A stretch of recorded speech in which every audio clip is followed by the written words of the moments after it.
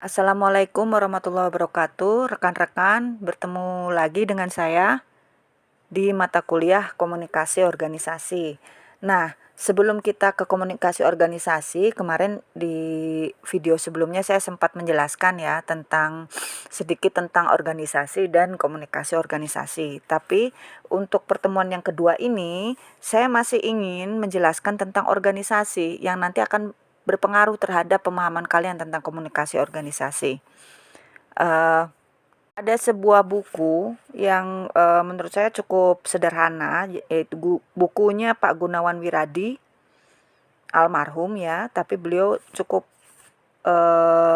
sederhana menyusun sebuah buku tentang teori organisasi dan kepemimpinan. Saya pikir tadinya saya minta kalian untuk membaca itu, boleh saja kalau masih ingin membaca, tapi saya akan coba paparkan di pertemuan kita kali ini, di materi kita kali ini supaya bisa menjadi pengantar yang bagus dalam memahami organisasi. Nah, kenapa sih kita harus belajar ini, Bu? Itu kan ilmu dasar. Kalau Anda yang sudah pernah lihat buku ini hanya untuk pemula yang sedang belajar atau memasuk organisasi tertentu serta belajar jadi pemimpin. Tapi bagi saya justru di situ permasalahannya. Dalam keseharian itu banyak terjadi orang-orang yang ada dalam satu organisasi, tapi tidak sadar bahwa ia sedang berorganisasi dan perilakunya organisasi. Nah, makanya penting menurut saya kita belajar dulu aja deh soal dasar-dasar teori organisasi dan kepemimpinan ini. Nanti baru masuk ke komunikasi organisasi. Nah, kenapa mempelajari dasar-dasar ini juga penting? Ya, mungkin kita bisa lihat bersama ya, terutama Anda-Anda yang menjadi aktivis kampus ya, 2 dekade belakangan, pemimpin nasional kita banyak diisi oleh kader-kader dari kalangan ormas kepemudaan misalkan. Atau selain dari partai ya, ormas-ormas kepemudaan yang ada di Indonesia itu kan tempat ya untuk menempat calon-calon pemimpin kita ya. Ya banyaklah kalau kita mau deretkan nama-namanya ya di eksekutif, legislatif maupun yudikatif ya, yang lahir dari situ. Tapi bersamaan dengan itu juga banyak juga pemimpin tersebut ya mohon maaf tergelincir oleh perilaku-perilaku yang sifatnya bertentangan ya dengan norma-norma keorganisasian. Ya contohnya kan walaupun sekarang juga negara hadir untuk memberantas korupsi ya, tapi kan juga ketahuan juga sebenarnya dari dulu itu sudah ada dugaan dan sekarang sudah bisa dibuktikan dan diberantas. Mereka memperkaya diri sendiri. Sebenarnya itu suatu tindakan yang mencoreng rumah kader mereka sendiri ya. Nah pertanyaannya itu bagaimana kader-kader yang mungkin lahir di sekitar tahun 80-an 90-an ya, memahami tentang arti organisasi.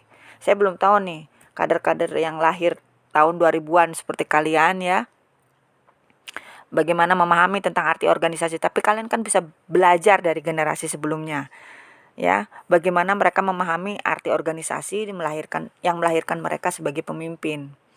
Nah, dalam beberapa hal mengapa mereka gagal memahami norma-norma organisasi mereka, sehingga mereka perlu melakukan tindakan di luar norma organisasi.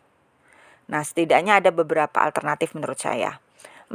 Pertama mereka tidak memahami, karena pada saat kaderisasi hanya ikut sekedarnya saja, ya.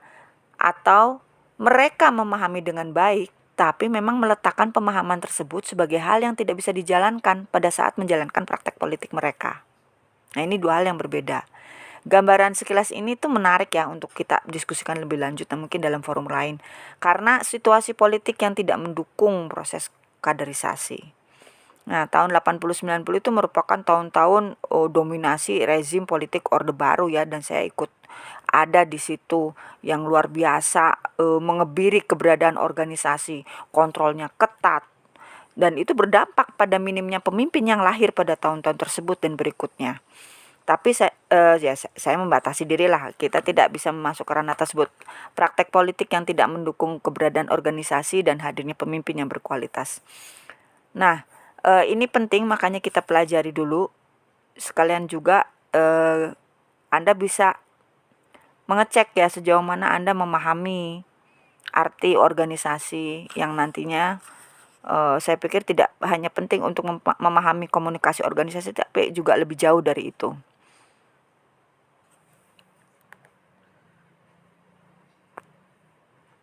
Oke, kita masuk ke teori organisasi, ya. Nah, membahas masalah organisasi itu sebenarnya akan menyangkut masalah yang luas ya, dan memerlukan waktu yang cukup lama untuk menguraikannya. Jadi pembahasannya itu cukup rumit, karena di samping cakupan masalahnya ada dua hal yang perlu kita sadari dulu. Pertama, ini cabang ilmu yang berbeda, mempunyai sudut pandang yang berbeda dalam melihat dan mengartikan organisasi. Nah, yang kedua, bahwa dalam satu cabang ilmu pun terdapat pendekatan yang beraneka ragam, ya. Jadi itu yang bikin kompleksitas dalam memahami organisasi.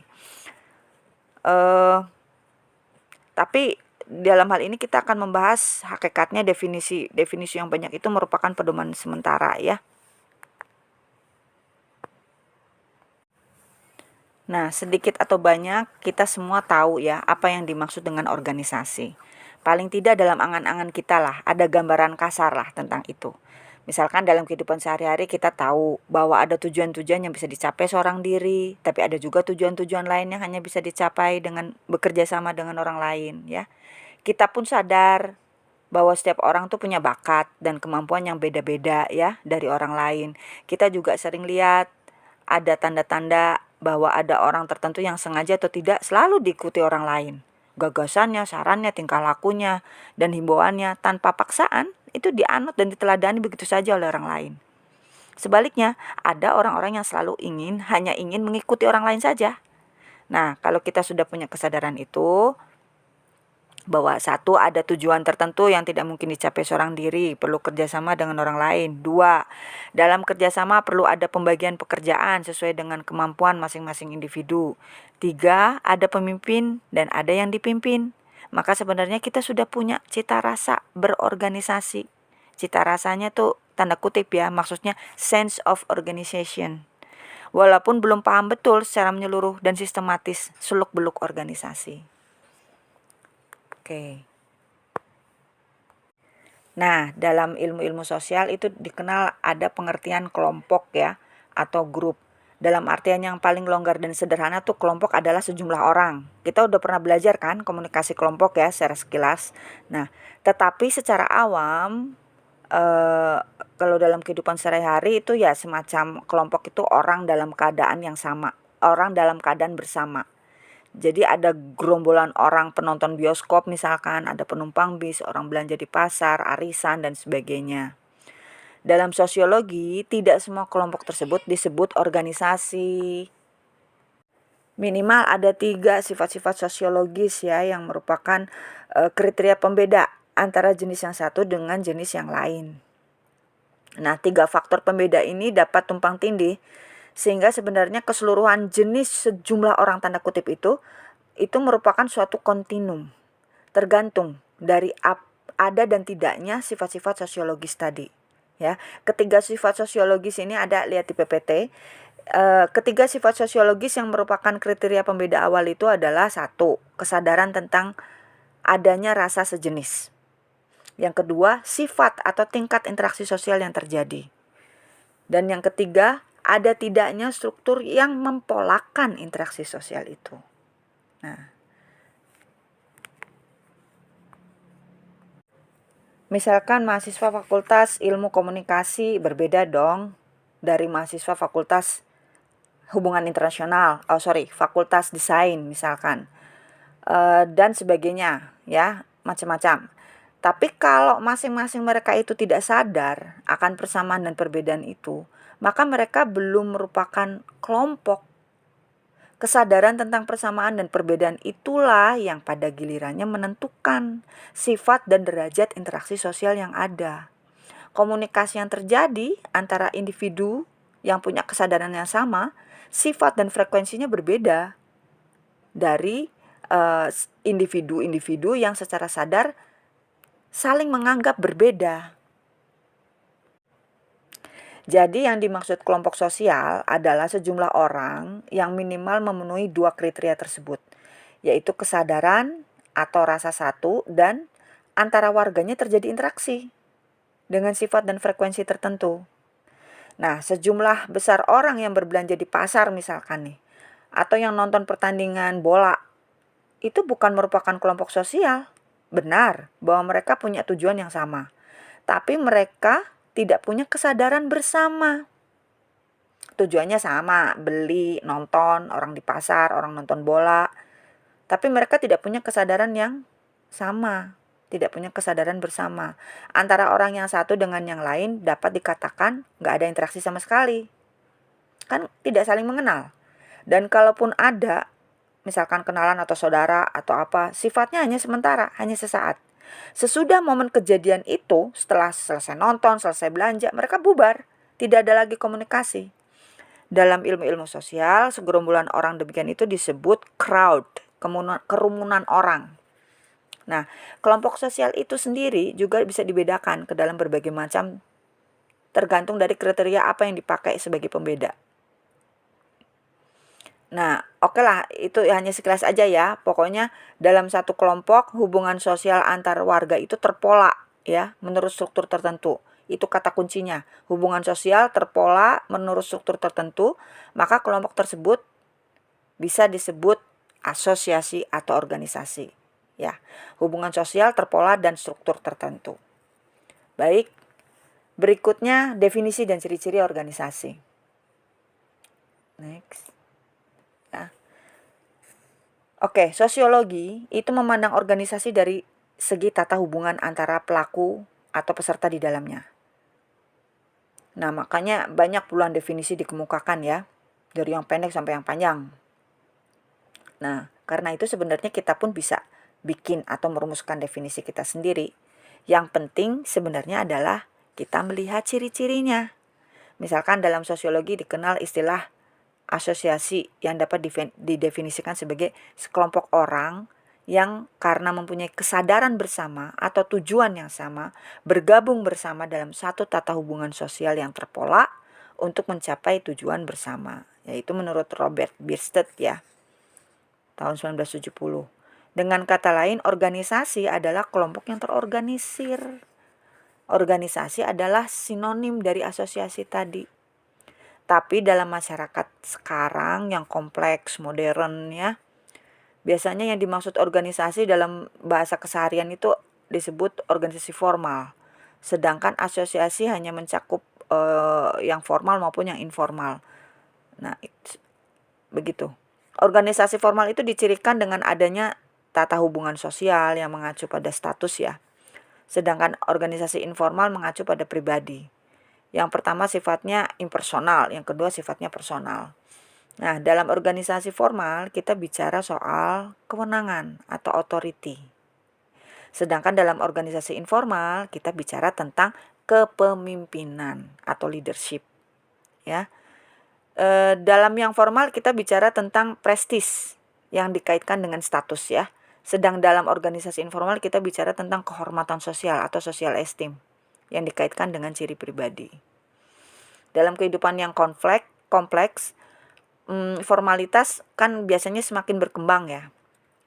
Di puncaknya yang paling ekstrim itu ada tipe ideal, artinya dalam anggapan, dalam angan-angan atau dalam citra ya orang. Organisasi formal itu menjadi bentuk organisasi birokrasi. Walaupun dalam kenyataan sehari-harinya, birokrasi dalam bentuk yang ideal juga tidak pernah ada.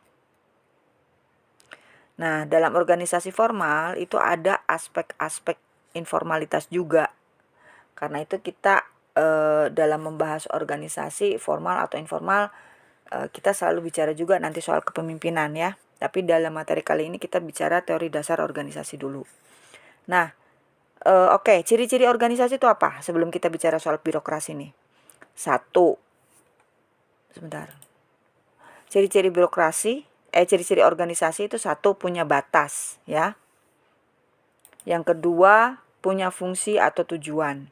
Yang ketiga, punya norma. Yang keempat, mempunyai identitas. Yang kelima, punya struktur. Yang keenam, memiliki sumber daya. Yang ketujuh, mempunyai proses kegiatan. Dan yang kedelapan, mempunyai masa hidup. Oke. Nanti bisa kita pelajari lebih lanjut ya.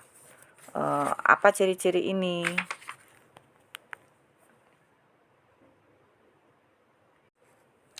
Yang intinya secara singkat,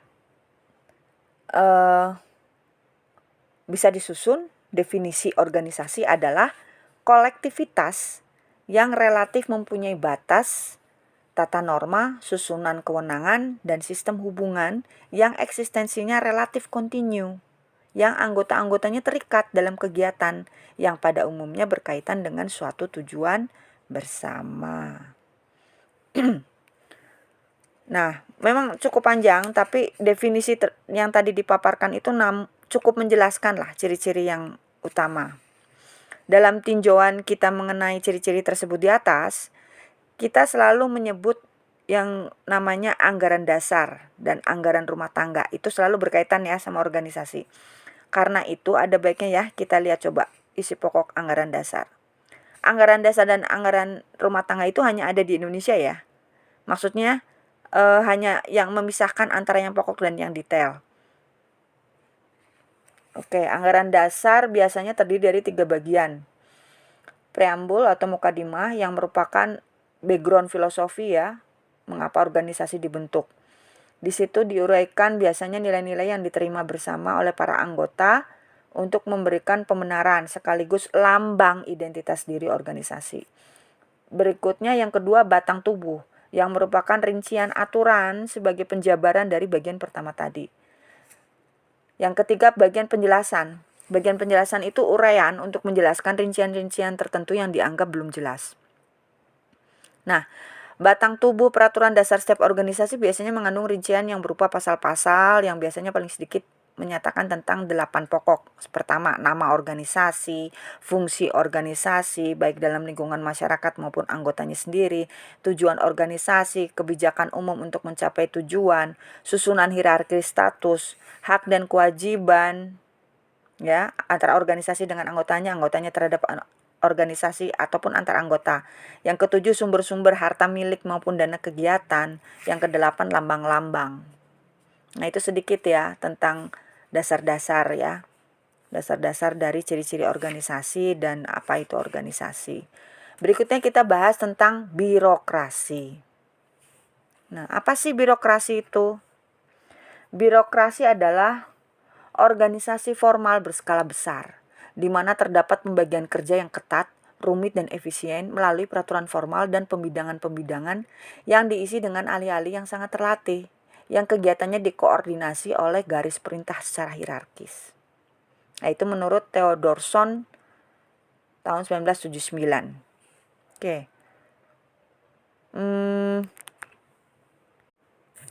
Jadi menurut Max Weber, perkembangan bentuk atau sifat organisasi itu merupakan evolusi rasionalitas. Yang dalam puncaknya yang paling rasional, organisasi akan berbentuk atau bersifat apa yang disebut birokrasi. Oke, tipe ideal organisasi menurut Max Weber ya yang disebut birokrasi adalah organisasi yang maksud dan tujuannya dinyatakan secara jelas dan eksplisit. Jadi semua peraturan, prosedur, tata cara itu diturunkan dari atau diacukan kepada maksud dan tujuan tersebut. Begitulah birokrasi.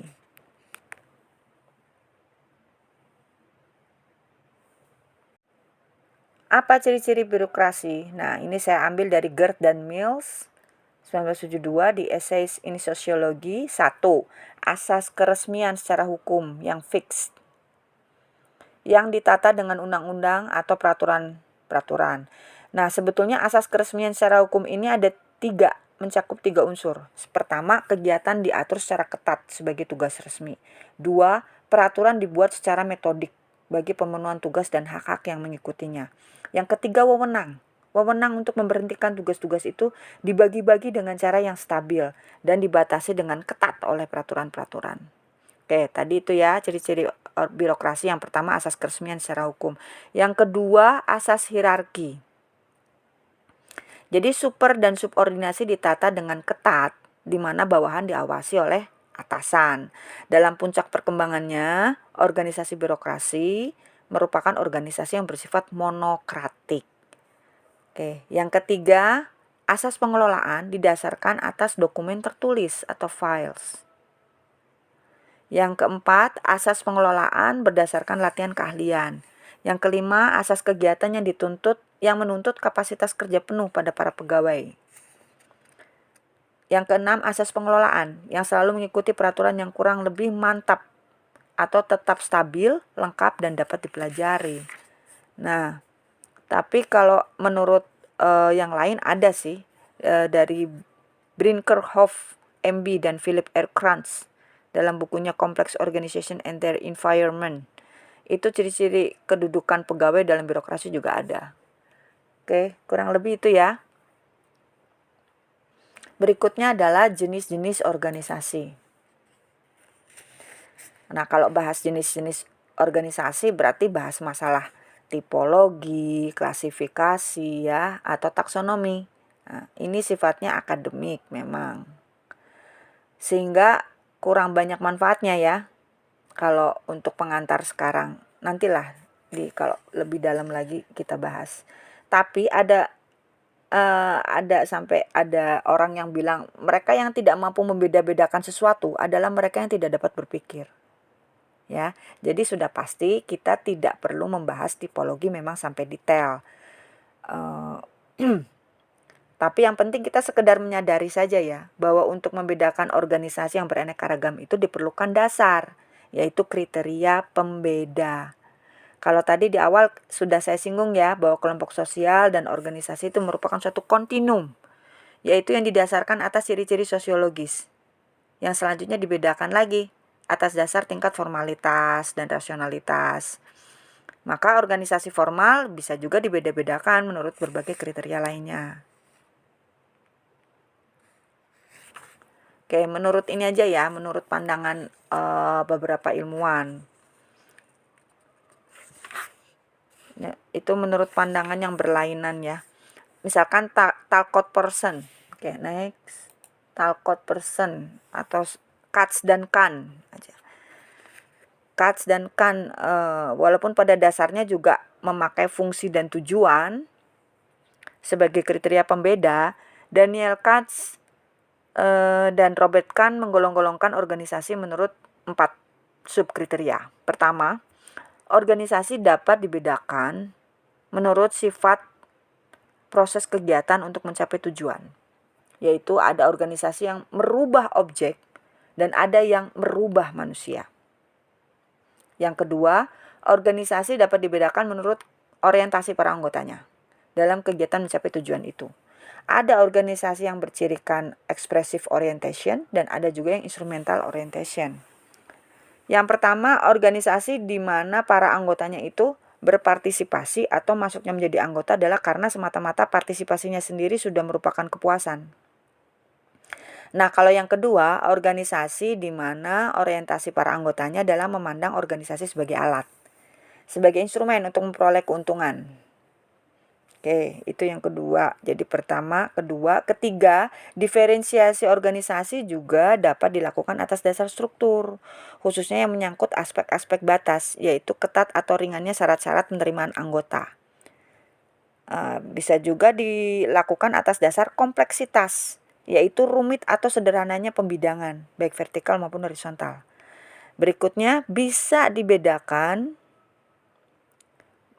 organisasi dapat juga diferensiasinya dapat dilakukan, yaitu dengan sistem alokasi, yaitu bagaimana sistem pemberian imbalan merata atau timpang. Oke, itu yang ketiga. Yang keempat, pembedaan atas dasar sifat penggunaan sumber daya. Ada organisasi yang mempertahankan keseimbangan dan ada juga yang selalu memaksimalkan keuntungan. Itu menurut Kahn dan Katz. Ada juga menurut Etzioni. Nah, ini Etzioni ini memakai kriteria pembeda yang agak lain dari ilmuwan-ilmuwan di sebelumnya.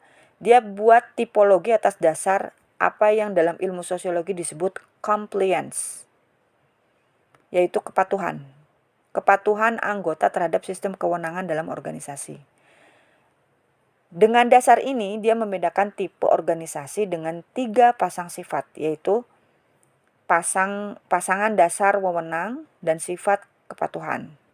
Jika dalam organisasi pelaksanaan wewenang atasan itu sifatnya koersif atau memaksa, maka kepatuhan bawahan sifatnya alienatif. Apa itu alienatif? Asing, tidak akrab, masa bodoh.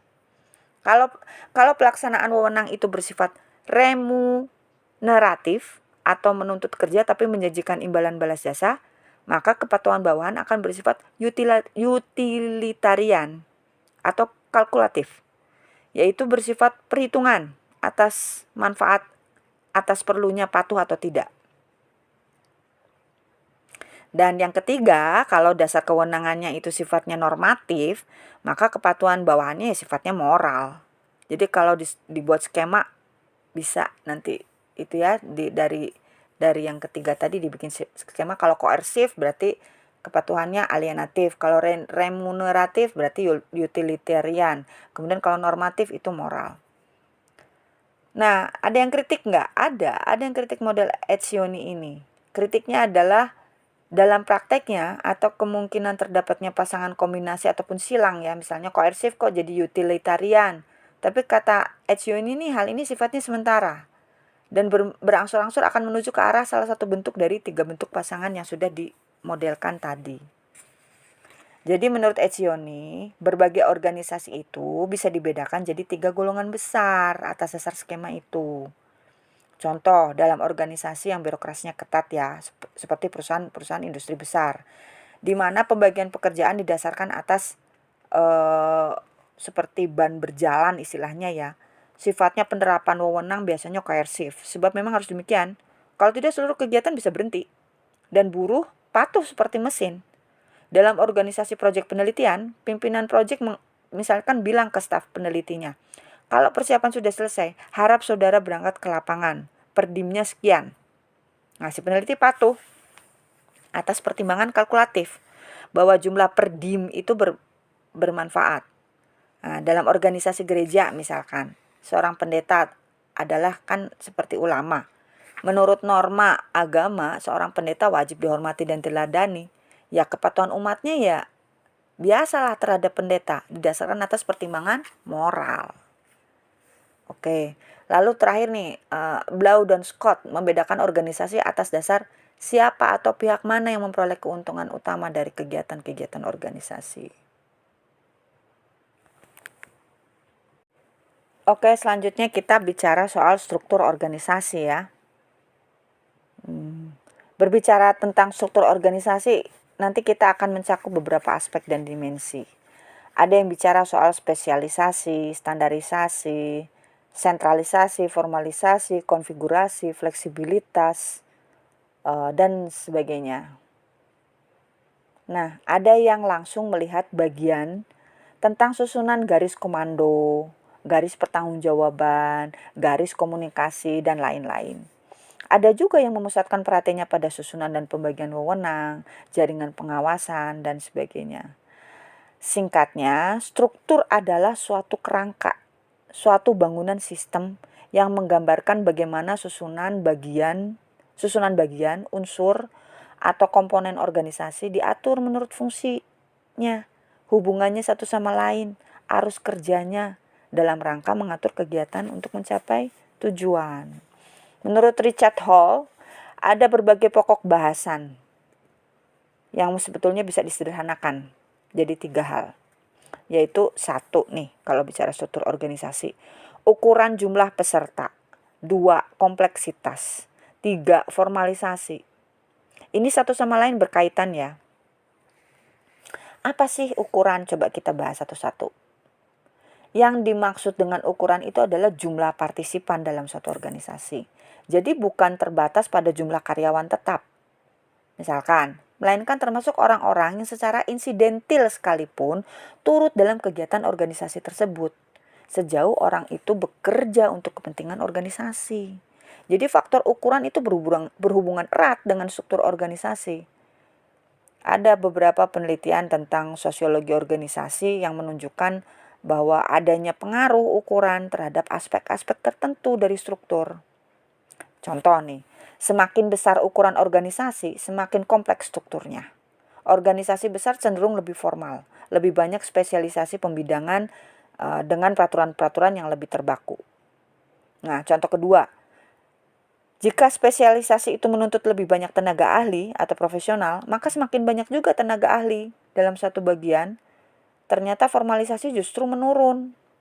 Kurangnya formalisasi, nah ini yang sering menimbulkan konflik. Karena kurangnya formalisasi. Yang ketiga, di lain pihak nih, contoh ketiga, di lain pihak secara keseluruhan, struktur itu semakin banyak tenaga profesional. Jadi makin banyak nih jumlah jenjang hierarki. Dampak ukuran terhadap komponen administrasi ada banyak, jadi ada dampak gitu, ukuran untuk komponen administrasi. Nah, dari hal di sini yang menarik adalah hubungan antara ukuran jumlah karyawan komponen administratif dengan ukuran organisasi secara keseluruhan itu bersifat kurvilinear. Ya. Kurvilinear itu apa? Artinya itu apa?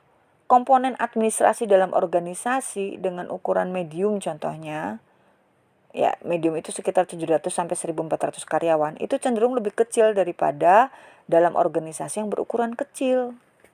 Misalkan ukuran organisasinya 0 sampai 700 orang atau yang berukuran besar 1400 orang ke atas. Itu cenderung kurvilinear itu. Yang menarik itu, hubungan antara ukuran tadi. Nah, dampak ukuran terhadap individu anggota itu juga pernah diteliti. Hasilnya apa? Menunjukkan apa? Ini nanti mungkin banyak ya di penelitian-penelitian. Kepuasan kinerja individu cenderung lebih besar daripada organisasi medium. Itu kepuasan kerja individu cenderung lebih besar dalam organisasi medium daripada dalam organisasi kecil maupun besar. Oke, kita langsung aja ke kompleksitas ya berikutnya. Tadi kan kita bicara ini ya, pokok bahasan struktur organisasi, ada ukuran, ada kompleksitas. Oke, apa yang dimaksud kompleksitas?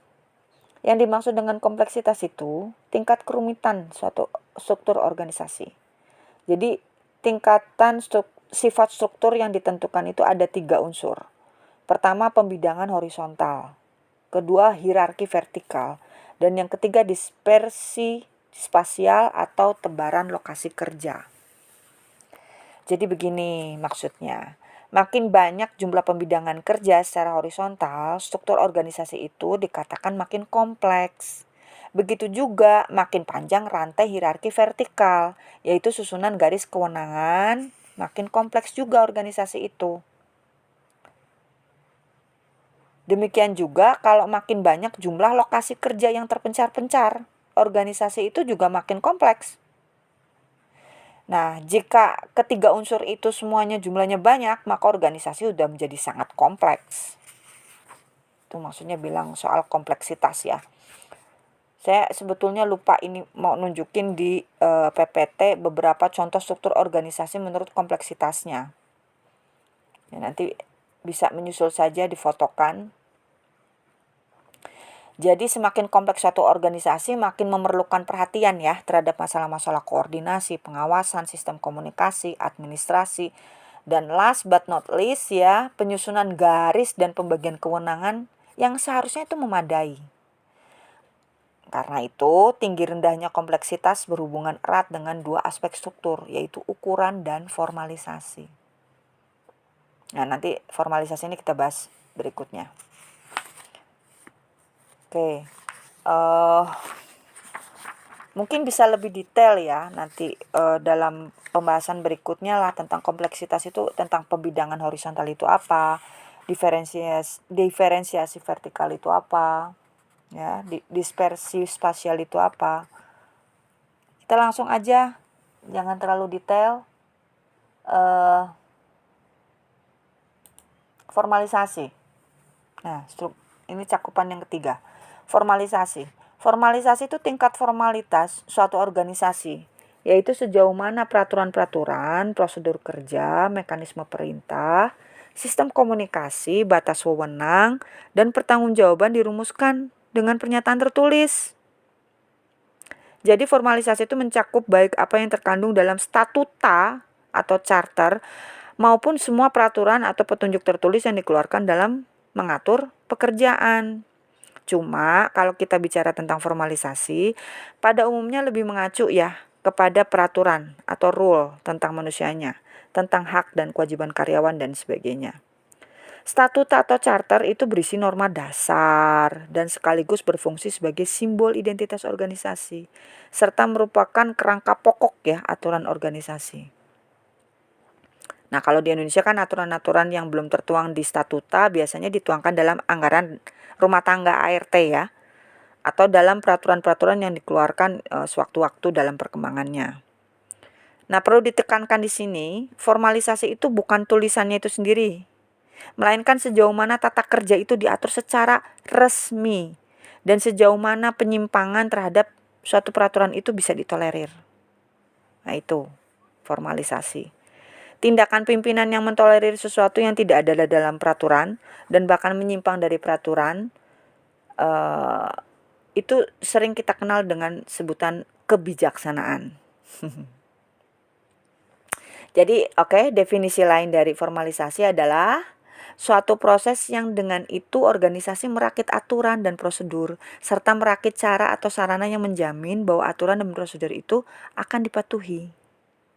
Makin ketat formalisasi suatu organisasi, ya makin jarang terjadi tanda kutip kebijaksanaan. Jadi pengambilan keputusan udah otomatis tuh biasanya seperti mesin. Nah, aspek formalisasi ini punya kaitan ya atau saling berpengaruh terhadap aspek lainnya, terutama aspek kompleksitas. Jadi begini contohnya, dalam suatu organisasi yang formalisasinya ketat, cenderung terdapat desentralisasi wewenang. Tingkat keketatan itu cenderung tinggi di tingkat unit terbawah. Makin tinggi jenjang unit dalam susunan hierarki vertikal, makin longgar tingkat formalisasinya. Dalam unit yang pegawainya merupakan tenaga-tenaga ahli, profesional, atau spesialis, formalisasinya lebih longgar daripada unit lainnya. Tapi pimpinan unit ini memperoleh kepercayaan wewenang penuh dari atasan untuk mengatur kerja pegawai dalam unitnya. Lalu beberapa hal yang lain, keketatan dalam satu bidang biasanya disertai dengan kelonggaran bidang lainnya. Nah, atas dasar itu semua, karena itu dalam organisasi selalu terdapat konflik baik antara individu, unit maupun proses pekerjaan. Sudah paham ya dari mana konflik itu terjadi? Bisa dari strukturnya. Di samping kaitan-kaitan itu ada perlunya juga ya kita lihat juga bagaimana dampak formalisasi itu terhadap para pelaku dalam organisasi. Jadi bagaimana pengaruhnya terhadap pegawai, pekerja, pejabat yang pegang wewenang dan sebagainya. Di mana respon atau reaksi terhadap tingkat formalisasi. Nah, dampak formalisasi ini dapat dibedakan dua macam. Satu, reaksi para pejabat atau pemegang wewenang pada semua tingkat, kecuali pimpinan tertinggi ya. Yang kedua, reaksi bawahan. Nah, reaksi-reaksi ini ada banyak ini nih, istilah nih. Ada reaksi berupatik. Jadi berupatik itu gimana ya? Gini. Jadi dari para kepala bagian, ketua unit atau apapun ya namanya, pendeknya yang pegang wewenang nih, yang membawahi sejumlah karyawan atau pegawai. Formalisasi yang ketat itu akan menimbulkan perilaku yang disebut berupatik. Burupatik. Jadi seorang kepala bagian misalnya harus mengawasi anak buahnya sesuai dengan peraturan. Tapi sebaliknya, dia juga diawasi oleh atasannya. Kalau keseluruhan organisasi itu menerapkan formalisasi ketat, artinya dia pun akan diawasi dengan ketat. Supaya konduitinya terjamin, dia juga harus bersikap keras dong dan ketat terhadap bawahannya. Kalau bawahannya homogen, jenis pekerjaannya serupa, semuanya menyesuaikan diri dengan aturan, tidak akan banyak timbul persoalan. Tapi dengan kemajuan dan kompleksitas zaman, perkembangan teknologi, banyak hal yang menuntut adanya keahlian tertentu dari pekerjaan tertentu. Akibatnya apa? Anak buah yang menjadi bawahannya terbagi secara heterogen, termasuk tenaga ahli yang keahliannya tidak dikuasai oleh si kepala tadi. Nah, dalam organisasi yang situasinya demikian, itu si kepala bagian tadi itu kejepit. Karena tenaga ahli biasanya susah diatur Namun di lain pihak dia harus memenuhi tuntutan atasan sesuai peraturan. Nah, dia nih dijangkiti rasa cemas, insecure dan anxiety itu. Tapi demi dianggap mampu memimpin dan melaksanakan tugas, maka keadaan itu ia terima. Hal ini sering berakibat timbulnya perilaku yang kaku dan konservatif. Perilaku demikian yang diakibatkan oleh kejepit ya tadi ya, seorang pemimpin menengah ke bawah menghadapi formalisasi yang ketat. Inilah yang disebut tadi perilaku atau reaksi berupatik. Yang kedua, reaksi berutik. Nah, perilaku berutik ini merupakan ciri reaksi bawahan terhadap ketatnya formalisasi. Orang yang kena penyakit ini biasanya selalu bersikap menolak untuk mengikuti peraturan. Orang demikian biasanya lalu terkucilkan, susah naik pangkat. Akibatnya apa? Susah kerjasama dengan rekan lain dan tersisih. Kecuali kalau dia punya keahlian tertentu yang dibutuhkan. Ya, bahkan tenaga ahli pun ada yang berperilaku burutik. Dia merasa kalau tenaganya diperlukan, tapi aturan formalnya dirasa menghambat pekerjaannya dan pada gilirannya menghambat karirnya. Akibatnya apa? Ya, semua kepahitan-kepahitan itu yang mempertebal kecurigaannya. Timbul rasa benci, semua dianggap musuh. Dia merasa hidup dalam lingkungan yang bodoh, yang membenci dirinya, tapi dia tidak punya daya. Nah, banyak lagi sebenarnya aspek-aspek lain yang berkaitan dengan masalah formalisasi. Saya pikir itu ya, cukup ya. Baik, kita masuk dalam kuasa, kepemimpinan, dan konflik. Oke, kuasa atau power, apa itu? Kuasa atau power itu kemampuan seseorang atau sekelompok orang untuk memaksakan kehendaknya atas orang lain atau kelompok lain, sekalipun orang lain atau kelompok tersebut sebenarnya tidak menghendakinya. Jadi power ini punya dua esensi. Pertama, relasional, kedua, kekuatan atau force. Kuasa itu tidak bermakna jika tidak diterapkan.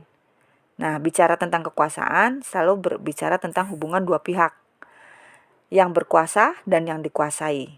Ini yang disebut relasional, dengan sifat relasional. Kuasa bisa bersifat koersif ya, memaksa. Mampu melakukan sanksi ya. Karenanya kuasa merupakan kekuatan laten kalau menurut Bierstedt. Atau force is a manifest power. Kekuatan adalah manifestasi dari kuasa. Tapi dalam sosiologi, kekuatan di sini bukan kekuatan dalam arti fisik ya. Tapi kekuatan dalam ilmu fisika. Kalau dalam ilmu fisika itu sesuatu yang dapat merubah gerak mengatasi tahanan atau perlawanan. Nah, kekuasaan itu berbeda ya dari wewenang. Karena kalau wewenang adalah kuasa yang dilembagakan. Wewenang itu kuasa yang diabsahkan secara resmi. Wewenang itu bersumber dari, terletak pada kedudukan dalam struktur organisasi formal. Nah, kuasa dapat terletak di mana-mana, pada orang maupun kelompok orang, resmi atau tidak resmi, dan bersumber pada kemampuan menerapkan sanksi.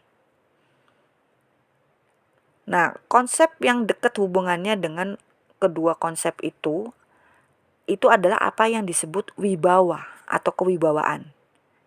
Ya. Atau dalam bahasa Inggris itu sering diterjemahkan authority. Sebenarnya authority itu wewenang sih, tapi sering diistilahkan itu wibawa itu. Sedangkan gini ya, kalau wewenang itu kan bersumber pada kedudukan. Kalau wibawa itu bersumber dari ciri atau pembawaan pribadi. Sebenarnya lebih tepatnya ini sih kalau dalam bahasa Inggris, competence, dominance, prestige, influence. Nah, semua istilah ini sangat dekat kaitannya dengan apa yang kita maksud dengan wibawa. Oke, tapi yang jelas ciri-cirinya itu berikut. Kuasa itu melahirkan kepatuhan terpaksa. Wewenang, terpaksanya tanda kutip ya. Wewenang itu melahirkan kepatuhan tanda kutip wajib. Wibawa itu melahirkan kepatuhan tanda kutip sukarela. Kuasa itu merupakan kekuatan laten. Wewenang itu adalah kuasa yang diresmikan atau dilembagakan. Sedangkan wibawa merupakan pengaruh yang terkait dengan ciri pribadi, prestasi kerja, kebijaksanaan atau gaya kepemimpinan, ya. Nah, demikian pengertiannya. yang sering kita jumpai ya kalau bahas masalah organisasi. Berikutnya adalah kepemimpinan. Kuasa, kepemimpinan, konflik. Kepemimpinan, leadership, itu berbeda loh dengan kewenangan. Berbeda juga dengan kekuasaan. Berbeda lagi dari kewibawaan. Yang paling dekat dengan kaitannya kepemimpinan itu sebenarnya kewibawaan sih. Contoh nih, dari definisi Todorson. Kepemimpinan adalah penerapan atau pelaksanaan pengaruh atau kewibawaan dalam suatu hubungan sosial atau kelompok oleh satu atau lebih anggota. Ya, yaitu sudah sangat berkaitan erat dengan kewibawaan ya. Atau menurut Etzioni yang tadi, kepemimpinan adalah kemampuan yang bersumber dari kualitas seseorang untuk menarik kepatuhan sukarela dari pengikutnya dalam berbagai masalah yang luas ragamnya. Oke, itu definisi tentang kepemimpinan. Kita sudah sering dengar ya dalam berbagai forum-forum atau baca-baca di media tentang kepemimpinan ini ya. Pasti sering dengar lah di webinar-webinar. Yang biasanya dibahas itu masalahnya gaya. Jadi gaya ini nggak perlu kita bahas lebih jauh lah, sumbernya itu udah banyak. Jadi kita bahas masalah lain lah soal kepemimpinan ya. Tidak semua dibicarakan di sini. Jadi misalkan gini, ada 4 aspek, ini pun sepintas saja ya tentang kepemimpinan itu. 1, fungsi kepemimpinan, nanti kita bahas. Sedikit tentang gaya, pengambilan keputusan, dan pergantian kepemimpinan. Oke, kita masuk ke yang pertama. Karena dari urian itu semua nanti kita kaitkan sedikit ya tentang masalah konflik. Oke, masuk ke yang pertama, fungsi kepemimpinan. Terdapat berapa jenis kelompok dalam segala tingkatan sesuai dengan kepemimpinan ini? Ada beberapa jenis ya kelompok dalam segala tingkatan ini. Jadi kepemimpinan melibatkan berbagai keputusan yang sifatnya kritis sebetulnya. Karena itu perlu diperhatikan dulu fungsi kepemimpinan itu dalam suatu organisasi itu apa. Kita ambil pegangan umum aja deh, ada 4 fungsi nih, 4 fungsi utama. Fungsi pimpinan adalah menegaskan tujuan, misi, dan peranan organisasi. Yang kedua, fungsi pimpinan itu membangun suatu sistem atau struktur kebijaksanaan dalam menentukan cara atau mencapai tujuan tersebut. Yang ketiga, fungsi pimpinan adalah menjaga integritas organisasi. Dalam hal ini, pemimpin mewakili organisasi ya menghadapi pihak luar. Dan untuk itu dia harus bisa jaga harga diri organisasi. Dia juga harus bisa bujuk anak buahnya untuk mematuhi keputusan. Yang keempat, fungsi kepemimpinan adalah untuk mengatasi, menata, menyelesaikan konflik-konflik yang terjadi dalam organisasi. Nah, kalau gaya kepemimpinan yang berikutnya, ya sudah sering dibicarakan ya, ada macam-macam gaya kepemimpinan. Ada yang otoriter, demokratis, suportif, atau sosio-emosional. Macam-macam itu ya. Tapi yang perlu kita ingat adalah bagaimanapun juga seorang pemimpin harus mampu ya mengatasi keputusan. Jadi soal gaya itu biasanya akan ngikut gitu. Masukan anak buah itu diperlukan, tapi hanya sekedar pertimbangan. Pada akhirnya kan pemimpin yang harus memutuskan. Kalau kemampuan itu tidak ada, dia bukan lagi pimpinan. Seringnya boleh disebut boneka atau wayang lah gitu ya. Nanti kita akan bahas ini di materi berikutnya, yaitu dasar-dasar kepemimpinan. Oke, berikutnya ruang lingkup tentang kepemimpinan itu tentang pengambilan keputusan. Pengambilan keputusan itu sebenarnya merupakan suatu proses ya, proses memilih alternatif. Jadi di antara alternatif yang tersedia itu harus dipilih, harus ada keputusan yang diambil. Tapi sebagai proses pengambilan keputusan merupakan rangkaian kejadian yang kalau diringkas dapat dibagi jadi tiga macam tahap. Pertama, proses pencapaian keputusan. Proses ini mencakup alternatif apa saja sih yang muncul, diusulkan atau yang tersedia, siapa yang ngusulin, mengapa alternatif itu harus dipertimbangkan, terus bagaimana berbagai alternatif itu satu persatu nggak dipilih sehingga tinggal satu yang dipilih, gimana caranya. Yang kedua, proses pengesahan keputusan. Nah, dalam organisasi formal, pengesahan ini diatur secara resmi ya melalui suatu prosedur yang sudah ditetapkan lebih dahulu. Jadi proses pengambilan keputusan itu berkaitan erat dengan formalisasi. Nah, tapi bagaimanapun juga dalam prakteknya, dalam praktek peranan pemimpin, pemimpin itu sangat besar. Peranan pemimpin itu sangat besar meskipun masih tetap bergantung pada sejauh mana dia mampu memanipulasi aturan dalam arti menetralkan ya yang ada dan bergantung pada ya gaya kepemimpinan bagaimana yang dia terapkan. Yang ketiga, proses pelaksanaan keputusan. Walaupun sesuatu sudah diputuskan, tapi ternyata tidak dapat dilaksanakan, maka dikatakan bahwa keputusan itu tidak efektif. Kalau hal ini sampai terjadi nih dalam sebuah organisasi formal, ya kejadian itu bisa punya dua makna. Pertama, jika kalau kalau secara formal sudah sah, keputusan itu memang secara nyata disepakati ya berarti ya oleh bawahan. Tapi secara teknis memang tidak bisa dilaksanakan. Maka itu berarti bahwa keputusan itu diambil secara gegabah, kurang perhitungan secara cermat. Itu yang pertama. Yang kedua, kejadian macetnya suatu keputusan juga bisa berarti bahwa kalau secara teknis sebenarnya pasti dapat dilaksanakan tapi tidak berjalan, itu merupakan indikator adanya dua sebab. Pertama, pimpinannya munafik atau memang secara sosial keputusan itu sebenarnya dianggap tidak sah. Artinya lapisan bawah sebenarnya tidak dapat menerima keputusan itu, walaupun secara resmi keputusan itu sah. Dalam organisasi informal, setiap keputusan yang sah selalu dapat dilaksanakan, karena sumber keabsahan itu terletak pada penerimaan anggota. Oke, itu uraiannya ya.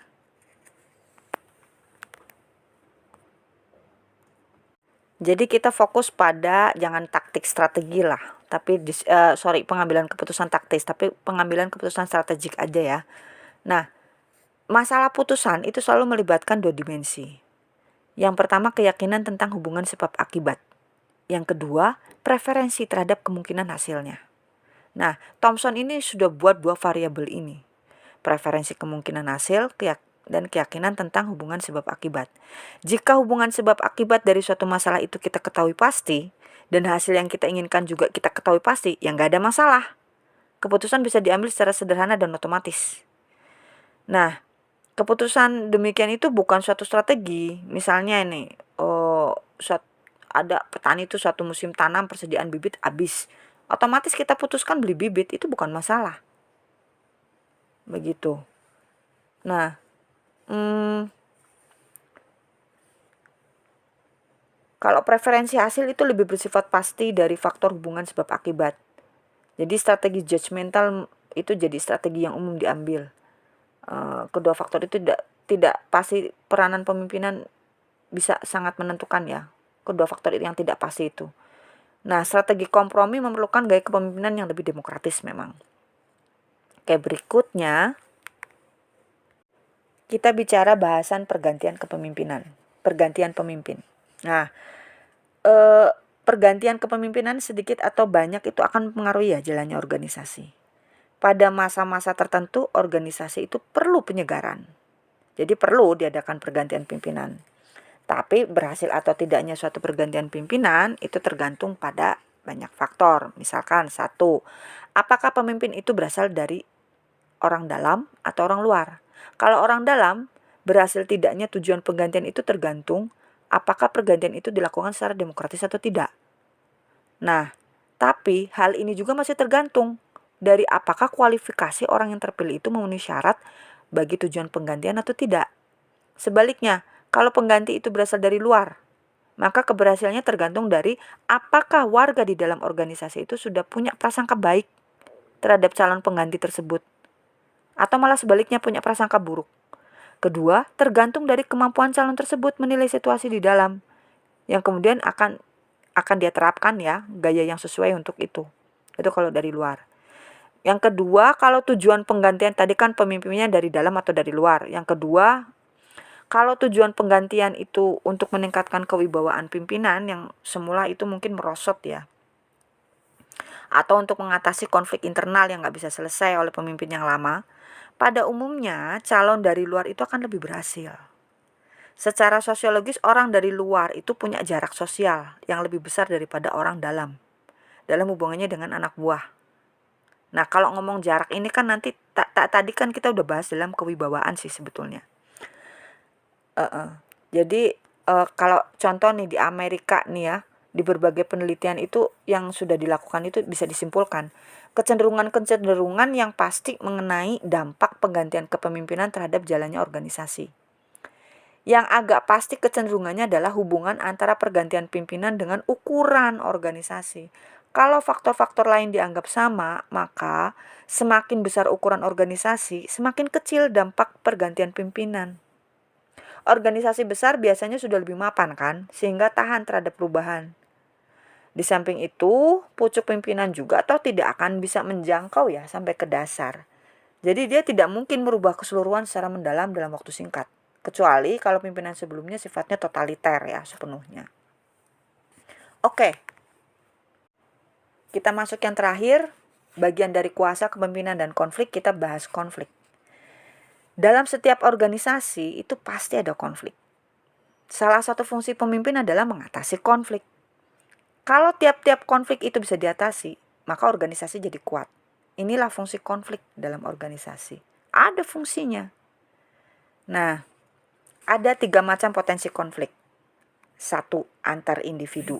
Ya, ini semua bisa kenal ya, persaingan dalam kerja, dengki, iri hati. Ya, itu kan dalam hal insentif dan sebagainya, itu contoh-contoh lah yang banyak terjadi ya. Contoh konflik lain itu misalkan ada anggota baru, masuknya satu unsur baru yang bikin goncangan dan sebagainya.